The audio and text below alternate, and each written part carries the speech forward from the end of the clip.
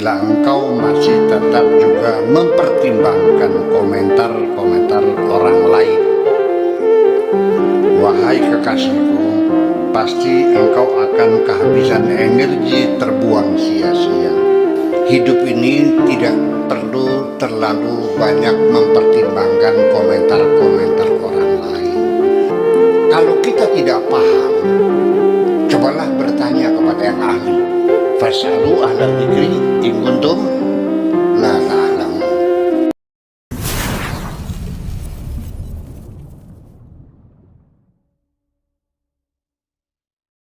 Closing statement saya ada dua hal yang ingin saya sampaikan.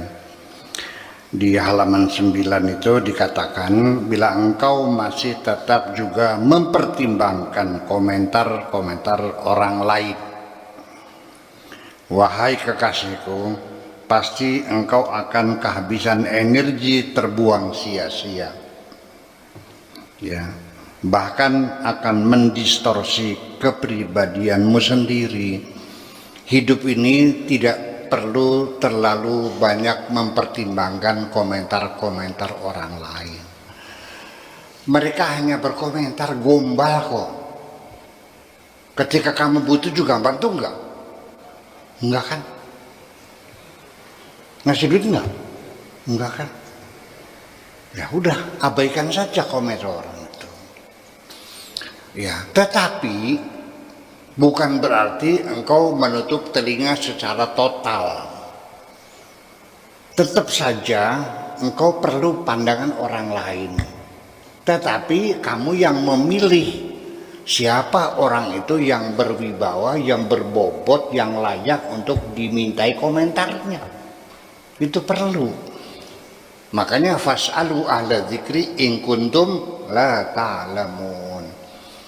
Ada seorang ikuti program doktoral, ya S3, dia bawa naskahnya, dia datang kepada saya, minta dibaca, minta komentar saya. Itu benar. Iya kan? Oh, jangan saya dianggap sombong lagi. Jangan juga. Ya artinya jalurnya iya.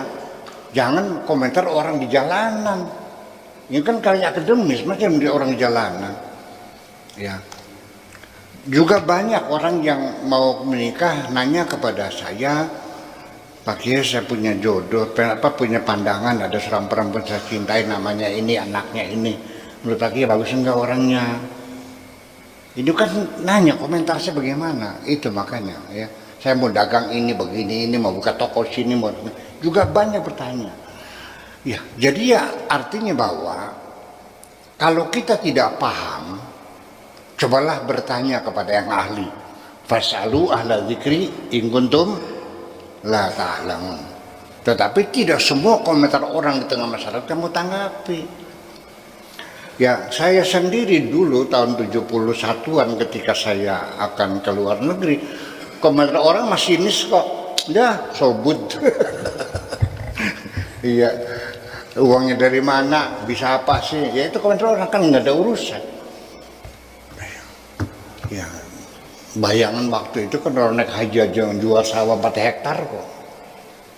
Naik haji 4 hektar jual sawahnya. Iya, saya mau belajar luar negeri sekian tahun, dari mana duitnya? Nggak ada urusan kok.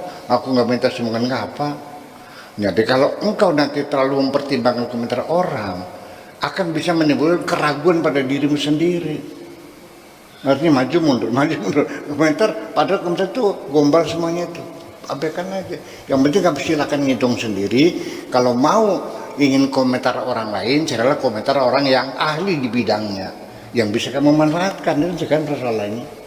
Nah, kemudian yang kedua, aku sendiri seringkali, wahai kekasihku, menolak pikiran-pikiran orang lain. Bukan karena kesalahan-kesalahan substansinya, melainkan hanya karena saat disampaikan nada suaranya terdengar sangat menyebalkan. Kita ini sering ya, idenya bagus sebetulnya mah, tapi cara menyampaikannya dengan nada suara yang menyebalkan. Paham nggak? Dengan cara bertolak pinggang sambil melotot-melotot. Apa itu? Bid'ah itu. Kafir itu. Nabi tidak mencontohkan itu. Musyrik itu. Gimana lagi? Masa menyampaikan kebenaran dengan cara seperti itu? Jadi artinya penting. Memang qulil haqqa walau kana murran, sampaikan kebenaran sekalipun pahit. Tapi jangan pahit-pahit digelontorkan dong. Ya kan? Kalau obat anak-anak ya dibungkus dengan gula, kan gitu. Pilnya ada manisnya kan, tapi yang pahit. Apa sih susahnya ngebungkus gula sedikit? Datangnya kamu baik-baik, assalamualaikum, ngetuk pintunya, assalamualaikum, terus ya cobalah waqfid janahaika, pundakmu direndahkan kan. Iya. Nyuwun sewu, bilang dulu mohon izin ya, apa saya diperkenankan untuk menyampaikan pendapat, kan santun. Jangan nyebelin tuh kadang-kadang. Jadi bukan kebenarannya, caranya yang nyebelin. Langsung datang, apa ini? Ini bidah nih, Nabi tidak melakukan ini. Musyrik semuanya nih. Kamu ini siapa sih? Sok jagoan. Iya. Kayak sok tahu pernah ketemu sama kanjeng Nabinya kapan? Iya, sama-sama nggak tahunya kok.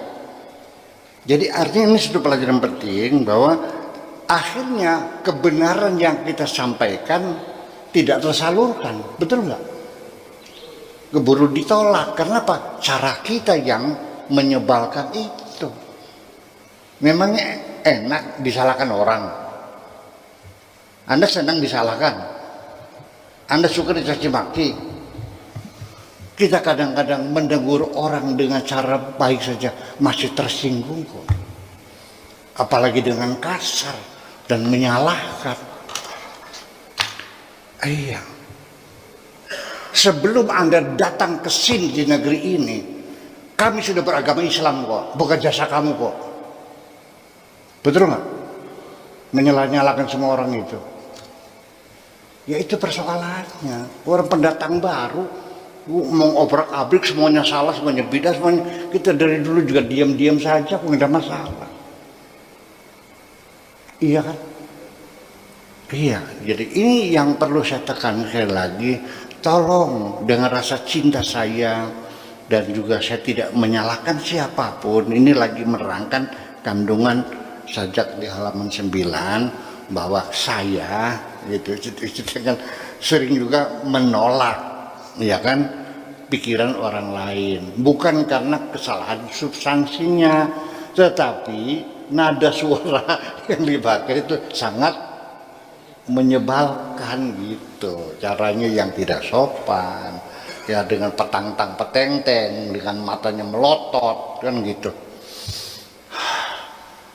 Jadi begini, ini punten ya, saya berpengalaman dalam hal itu, bukan katanya, saya yang mengalaminya, dimarah-marahin orang, padahal maksud saya baik.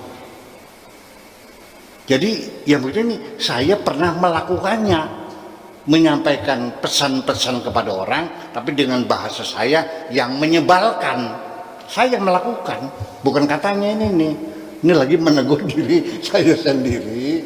Ya seperti itu. Jadi jangan salah paham bahwa itu saya yang melakukannya, ya, dengan cara yang seperti itu. Sehingga apa yang terjadi, selalu saya mendapat bantahan dari orang yang saya tegur, jangan menggurui saya. Itu jangan menggurui, sakit kan.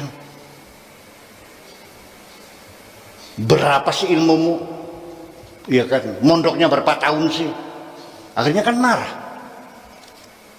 Apakah seperti itu dikehendaki oleh Allah kita bertengkar? Ya enggak dong. Nah ilmu yang lebih tinggi lagi ingin sampaikan, ketika engkau akan menegur seseorang, Cobalah lihat sorot matanya dulu. Orang ini layak ditegur atau tidak. Sekiranya Anda menduga tidak layak ditegur, sudah biarkan saja. Bukan tugas Anda. Daripada Anda bertengkar, ya udah biarkan saja, seolah-olah Anda tidak tahu. Bisa nggak mengenali mata orang, sombong sama tidak sombong? Insya Allah bisa. Insya Allah bisa. Kalau ngerokok ini ya, sombong nggak? Sombong. Ini. Lihatnya pakai lirikan mata. Gimana mata tuh? Kelihatan kok. Wong sebut gua engke sejen. Iya. Langkahnya tuh kelihatan sekali. Ya. Dengan gayanya itu. Kelihatan sekali. Kalau melihat orang tujuannya sombong, sebaiknya Anda nggak usah menyampaikan usulan-usulan, nggak usah menegur. Udah. Lakum dinukum. Masih. Terima kasih gitu aja. Terima kasih.